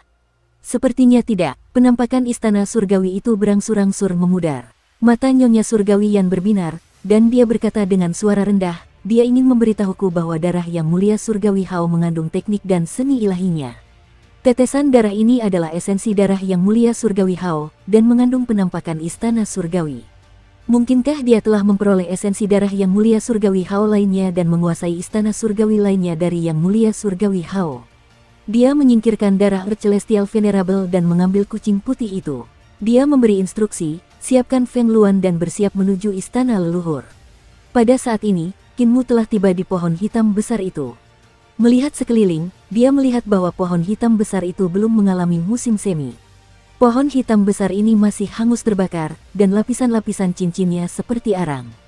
Tunggul-tunggul pohon itu tidak rata, membentuk banyak gunung hitam. Sujun, Jiang Yunjian, dan yang lainnya membangun banyak istana dan pabrik manufaktur untuk menyempurnakan senjata dewa. Beberapa ranjau juga ditambang. Ketika Kinmu datang ke sini, ranjau senjata suci yang pertama kali ditemukannya juga ditambang. Kinmu melihat ke tengah kayu hitam. Bisu, buta, dan pekerja surgawi lainnya berada di surga keempat pagoda langit berkaca, memurnikan harta karun yang berharga. Mute membangun pabrik manufaktur di atas harta karun itu dan meleburnya di tempat. Skala harta karun di berbagai surga di pagoda langit kaca terlalu besar. Hanya mereka seperti Dewa Utara Xuan Wu, yang memiliki tubuh besar, yang dapat memurnikannya dengan mudah. Bagi pekerja surgawi perdamaian abadi seperti Bisu, jauh lebih sulit untuk memurnikannya, dan tenaga kerja yang dibutuhkan juga jauh lebih besar. Kinmu hendak menemui mereka ketika para dewa yang sedang menambang biji tiba-tiba keluar dari tambang dan berteriak, "Kami telah menggali harta karun itu." Harta karun itu menunjukkan kekuatannya, semuanya berhati-hatilah. Hati Kinmu sedikit tergerak. Tiba-tiba, tambang di dalam tambang itu diselimuti cahaya, dan kekuatan yang mengerikan melonjak keluar dari kedalaman tambang dengan kecepatan yang sangat cepat. Beberapa dewa yang berlari di belakang tampak seperti akan disambar oleh kekuatan besar di kedalaman tambang. Langkah kaki Kinmu bergerak, dan dia bergegas masuk ke dalam tambang dengan suara mendesing. Alam harta karun ilahinya menyebar untuk menghadapi kekuatan besar yang melonjak. Ledakan. Harta karun sucinya langsung hancur berkeping-keping, dan kekuatan dahsyat menyerbu ke arahnya, membuatnya gemetar ketakutan. Dukung terus channel YouTube Sabta Novel. Harta karun ilahiku tak dapat dihentikan.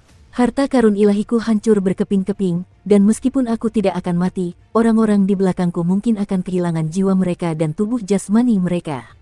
Tanpa berpikir panjang, Kinmu mengeluarkan telur Taisi dan meletakkannya di depannya.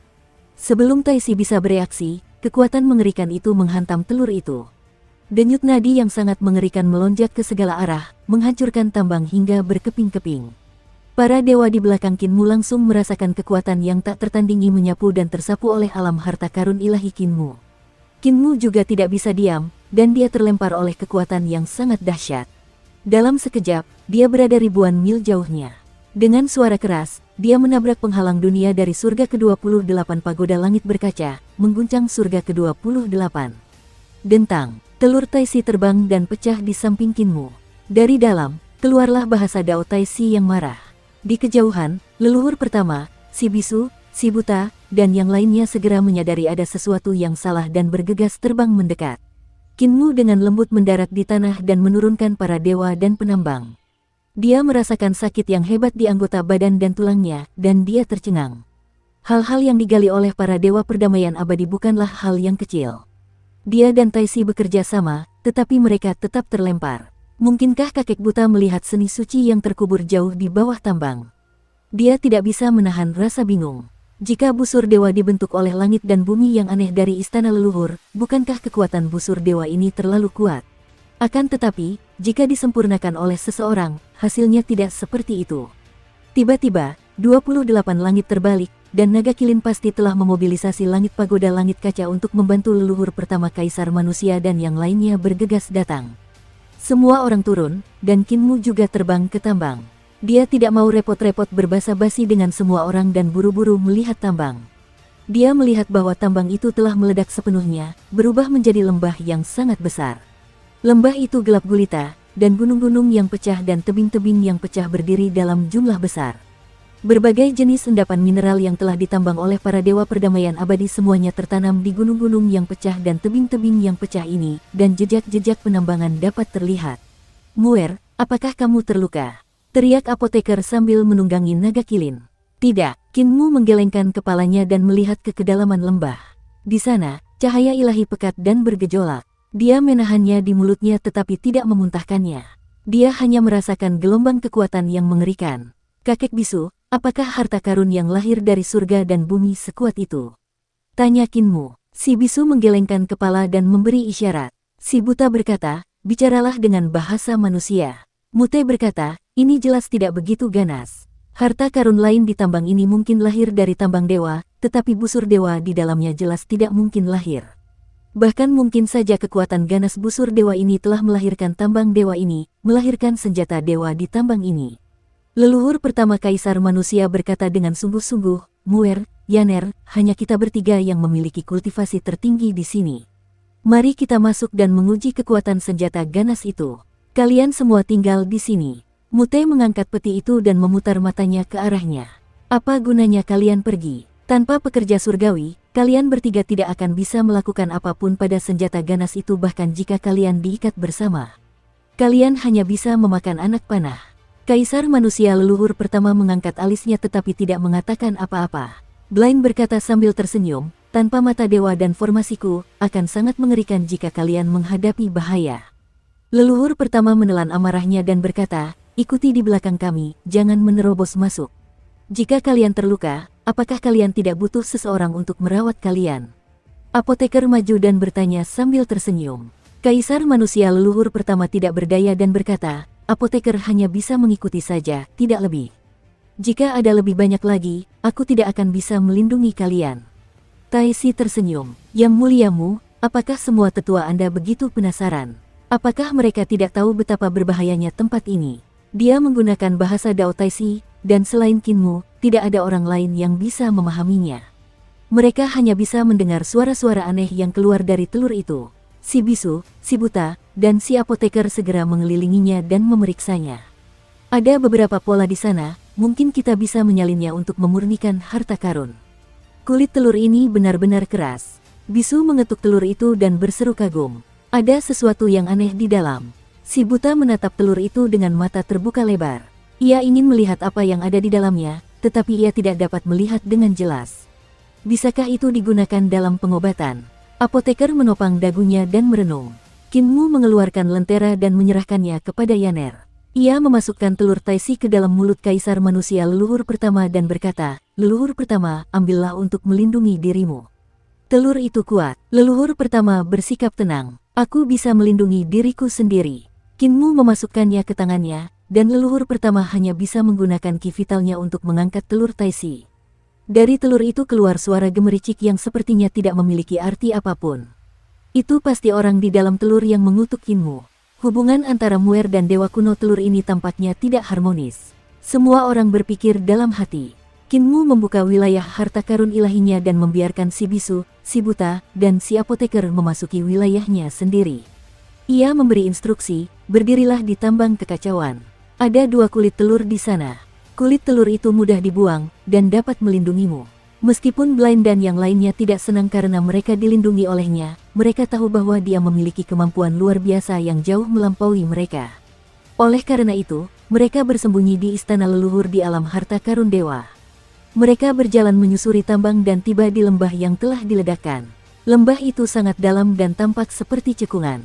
Ada pegunungan yang hancur di mana-mana. Semua orang melihat sekeliling, dan hati Kinmu tiba-tiba tergerak. Dia terbang ke gunung yang hancur dan melihat ke bawah. Gunung itu pecah sangat datar, seolah-olah teriris oleh senjata tajam. Kinmu mengeluarkan pedang patah itu, dan hatinya sedikit tergerak. Pedang patah itu tumbuh kembali dan berubah menjadi pedang panjang. Cahaya pedang itu menempuh jarak puluhan mil dan menebas ke arah gunung yang patah itu. Pedang sucinya langsung menemui perlawanan hebat, dan ketika cahaya pedang menembus separuh gunung yang hancur, sulit untuk melanjutkan dan tidak dapat mengiris gunung itu. Orang yang meninggalkan tanda ini jauh lebih kuat dariku. Paling tidak, dia berada di puncak alam langit Numinous. Dan dari gunung yang hancur, dia seharusnya tidak ditinggalkan oleh para penguasa penciptaan. Dia menarik kembali pedang sucinya dan berkata dengan suara rendah, "Para ahli penciptaan era primordial memiliki seni suci yang kasar dan tidak sehebat itu." Namun, secara logika, istana leluhur seharusnya disegel oleh para dewa kuno yang dipimpin oleh Kaisar Langit Taichu selama era primordial. Orang-orang setelah era Naga Han seharusnya tidak meninggalkan jejak ini. Leluhur pertama Kaisar manusia datang ke depan tebing yang lapuk. Tebing itu compang camping, dan bagian depan dan belakang tebing itu transparan. Bentuknya seperti telapak tangan, dan tingginya 300 meter. Namun, yang aneh adalah telapak tangan ini memiliki 6 jari. Kaisar manusia leluhur pertama mengeksekusi rahasia suci surga dan hati bumi dan menghantam tebing di samping. Dengan gemuruh keras, tebing berguncang sedikit dan jejak telapak tangan muncul, tetapi tidak ditembus olehnya. Kaisar manusia leluhur pertama mengerutkan kening. Yaner tiba di dasar tebing dan mengikis tebing itu. Ia melihat banyak batu hitam pekat jatuh seperti karbon atau abu membatu. "Apa yang terjadi di sini?" tanya apoteker. Tak seorang pun menjawabnya. Semua orang terus maju, dan tidak lama kemudian, mereka akhirnya mencapai dasar lembah. Bahkan ada lebih banyak tebing dan gunung yang hancur di sini, dan seolah-olah mereka telah mengalami pertempuran yang sangat mengerikan. Di medan perang, banyak makhluk kuat bertarung sampai langit runtuh dan bumi retak, membentuk pemandangan yang aneh. Namun, yang aneh adalah bahwa ini adalah medan perang bawah tanah istana leluhur, terkubur jauh di dalam tanah. Mereka berdiri di lembah dan melihat ke atas. Mereka hanya bisa melihat langit yang seperti sumur. Dinding sumur setinggi 1000 kaki. Lembah itu tidak gelap, dan seni ilahi di depan mereka memancarkan cahaya. Semua orang mengikuti cahaya itu, dan cahaya ilahi tiba-tiba berenang ke arah mereka. Istana pedang surgawi. Kinmu berteriak pelan, dan cahaya ilahi itu seperti ikan yang berenang di langit. Kecepatannya sangat tinggi, datang dan pergi seperti kilat. Cahaya ilahi menyerbu wilayah harta karun ilahinya, dan cahaya pedang meledak dari istana pedang surgawi.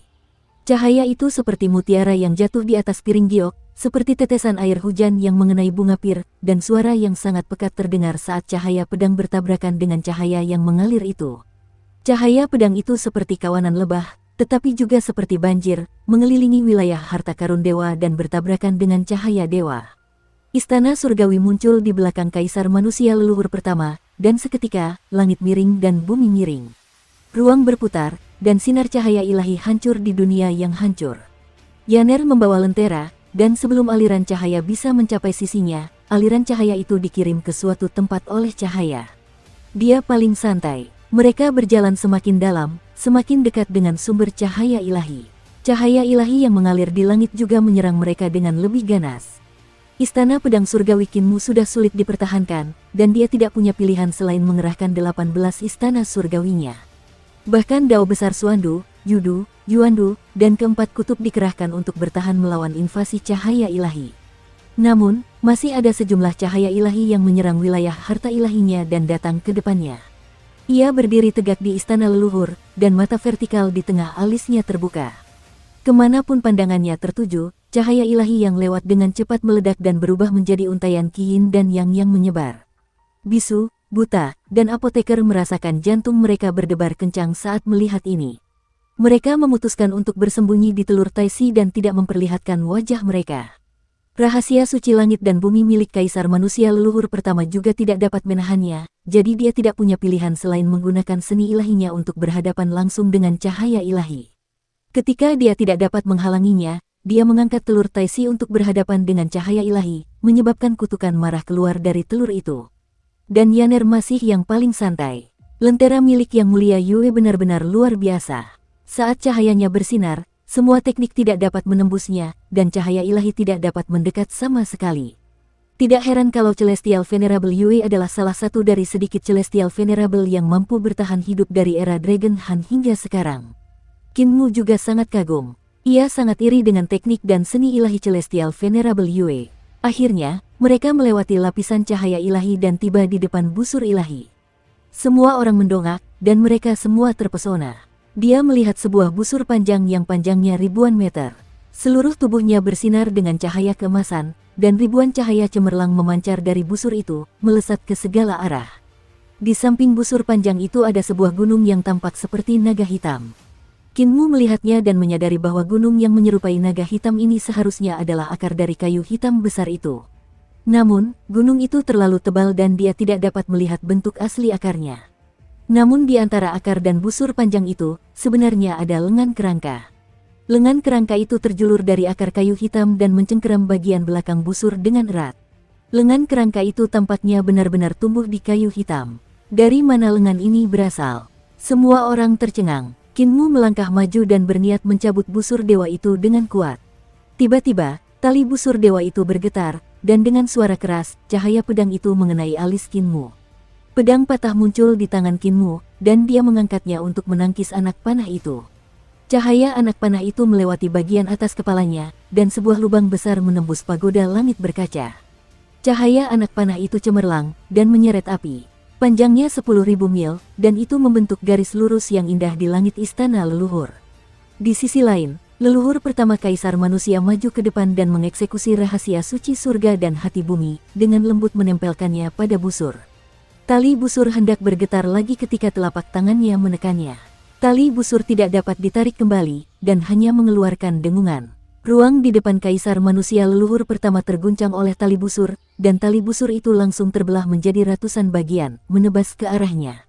Kecepatannya begitu cepat sehingga dia tidak bisa bereaksi tepat waktu. Yaner memegang lentera dan menyorotkan cahaya, meratakan ruang yang terbelah. Helaian rambut yang menggantung di dahi leluhur pertama langsung terbelah menjadi ratusan helai dan tersebar. Setetes keringat mengalir di dahinya dan mengalir ke hidungnya. Sedikit lagi dia akan teriris menjadi beberapa ratus keping oleh kekuatan busur dewa ini. Kinmu melangkah maju dan meraih busur dewa itu. Keduanya mengerahkan tenaga dan ingin mengangkat busur dewa itu, tetapi sesaat kemudian, tubuh mereka bergetar hebat. Sebuah pikiran agung dari busur dewa menghantam pikiran mereka. Apakah kalian bertanya kepadaku apakah kalian menyentuh harta karunku? Ketika pikiran mereka bertabrakan, mereka berdua tahu apa yang ingin disampaikan oleh pikiran itu. Mereka tidak dapat menahan rasa heran. Pemilik busur dewa masih hidup. Keduanya membeku di tempat oleh kesadaran agung yang datang dari busur itu. Tubuh mereka kaku dan tak bergerak, dan hanya bola mata mereka yang masih bisa bergerak. Yaner segera mengulurkan tangannya untuk meraih busur dewa, tetapi dia juga dibekukan oleh pikiran agung itu.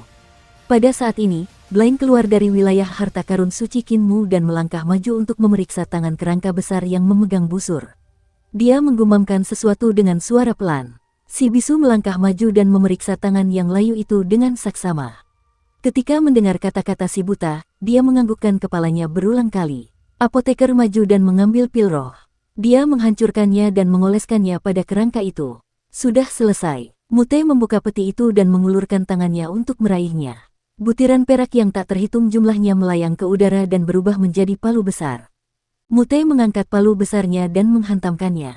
Dengan suara berdenting, tangan kerangka besar itu hancur. Kinmu, Yaner, dan Kaisar Manusia leluhur pertama merasa seolah-olah beban berat telah terangkat dari pundak mereka. Pikiran-pikiran agung di kepala mereka langsung lenyap. Si bisu, si buta, dan si apoteker merasa senang dengan diri mereka sendiri dan tidak dapat menahan diri untuk tidak melihat Kinmu dan yang lainnya. Si buta tersenyum dan berkata, apa gunanya memiliki alam yang tinggi? Menghadapi keanehan seperti itu, kita masih harus bergantung pada diri kita sendiri. Aba yang bisu mengangguk berulang kali. Sang apoteker pun tak dapat menyembunyikan rasa bangganya dan mengelus jenggotnya. Wajah leluhur pertama sedikit memerah. Awalnya dia membenci kenyataan bahwa ketiga orang ini memiliki kultivasi yang rendah dan tidak berguna. Mereka hanya akan menyeret mereka ke bawah. Dia tidak pernah menyangka bahwa ketiga orang inilah yang telah menyelamatkan mereka. Tangan kerangka itu patah, dan cahaya di sekitar busur dewa langsung menyusut, perlahan-lahan menampakkan wujud aslinya. Kinmu mengerahkan tenaga di telapak tangannya dan mencabut busur dewa itu. Busur dewa itu perlahan menyusut, tetapi panjangnya masih 3 meter. Ada banyak tanda aneh di busur itu, dan itu tampak seperti rune. Namun, dia tidak dapat memahaminya. Semua orang mengelilinginya, tetapi mereka tidak tahu apapun tentang tanda rune di sana. Kinmu bertanya pada Taisi di dalam telur, tetapi dia tidak mengenalinya. Kinmu mencoba menarik busur dewa, dan busur itu ditarik kembali dengan mudah. Namun, saat tali busur ditarik lebih panjang, Kinmu merasakan ki vital dan kekuatan sihirnya ditarik ke dalam busur dewa. Pada saat yang sama, cahaya ilahi meledak dari busur ilahi, dan miliaran cahaya halus berkumpul untuk membentuk anak panah. Semua orang merasakan hawa dingin di tulang belakang mereka. Kekuatan busur dewa ini sangat kuat, dan bahkan di antara harta karun tahta kaisar, itu adalah harta karun yang luar biasa. Kinmu perlahan menarik kembali kekuatannya, dan tali busur perlahan pulih. Anak panah itu kemudian hancur menjadi sinar cahaya dan kembali ke busur. Kekuatan di busur itu kemudian berubah kembali menjadi ki vital dan kembali ke tubuh Kinmu. Dia menarik busurnya dan tidak ada kekuatan sihir yang dikeluarkan. Kinmu menyerahkan busur dewa kepada leluhur pertama, yang juga mencobanya dan mendecak lidahnya karena heran. Semua orang mencobanya dan berseru kagum. Mata Mute berbinar. Jika aku bisa menggabungkan teknik aneh semacam ini ke dalam penyempurnaan senjataku, senjata suci akan memiliki konsumsi daya sihir yang jauh lebih sedikit dan aku bisa bertarung lebih lama. Kinmu menyerahkan busur dewa kepadanya dan memeriksa lengan yang patah di akarnya. Dia bertanya dengan bingung, dari mana tangan ini berasal? Si bisu menggoyangkan palu besarnya, lalu kepala palu itu berubah menjadi kapak besar yang menebas akar-akar hitam pekat itu. Kapak besar itu mendarat di akar pohon, dan percikan api beterbangan ke segala arah. Mute mengangkat kapak itu dengan wajah hitam, dan bilahnya patah. Kinmu menggunakan pedang patahnya dan menebas ke bawah. Lengannya mati rasa karena getaran, tetapi dia tidak bisa memotong akarnya. Orang ini tumbuh di akarnya. Kaisar Manusia leluhur pertama mencoba, tetapi dia tidak dapat membelah akarnya. Ketika aku menyentuh busur dewa tadi, orang itu berbicara kepadaku. Dia seharusnya masih hidup. Semua orang menggunakan berbagai macam metode, ingin membelah akarnya untuk melihat apakah orang itu benar-benar tumbuh di dalam. Namun, tidak peduli seni ilahi apa yang mereka gunakan atau senjata ilahi apa yang mereka gunakan, mereka tidak dapat membelah akarnya. Tiba-tiba si bisu tersenyum dan berkata, kita ini orang yang tidak punya pikiran. Kita tidak butuh busur dewa, kita masih perlu menggunakan harta kita sendiri. Dia mengeluarkan busur dewa dan menarik tali busur dengan sekuat tenaga. Namun, dia hanya bisa menarik setengahnya sebelum kehabisan kekuatan sihir. Kinmu menerima busur dewa dan mengerahkan seluruh tenaganya untuk menarik busur itu ke bulan purnama. Hampir seluruh ki vitalnya tersedot ke dalam busur itu. Sebuah anak panah dewa terbentuk dengan cepat, dan cahaya anak panah berkumpul di ujung anak panah. Tepat pada saat ini, sinar-sinar cahaya tiba-tiba memenuhi langit dan melesat, menempel pada cahaya pedang anak panah tersebut. Cahaya itu adalah cahaya bintang dari istana leluhur, dan bintang-bintang itu tampaknya ditarik oleh busur dewa, semakin dekat ke istana leluhur. Kinmu langsung merasakan kekuatan busur dewa semakin kuat. Lengannya tidak dapat menahan kekuatan itu dan tidak dapat menahan gemetar. Sial! Kekuatannya terlalu kuat. Dia hendak menarik kembali kekuatannya, tetapi cahaya bintang masih berkumpul. Kekuatan istana leluhur tampaknya telah ditarik, membentuk pusaran air dengan berbagai ukuran di atas lembah. Cepat pergi. Keringat dingin mengucur di dahi Kinmu, dan dia menyadari bahwa dia tidak dapat menarik kembali ki vitalnya. Dia hanya bisa menggertakkan giginya dan bertahan. Dia mendesis, ketika kekuatan busur dewa dilepaskan, aku tidak dapat mengendalikan momentum saat kekuatan dilepaskan. Ekspresi leluhur pertama berubah drastis saat mendengar itu. Tepat saat dia hendak mengatakan sesuatu untuk melindungi Kinmu, dia melihat 3 tetua desa lansia cacat berbalik untuk berlari tanpa rasa kesetiaan. Si buta berteriak sambil berlari, "Muer, tunggu sebentar lagi, tunggu kami keluar dari lembah ini." Suara bisu itu seperti guntur.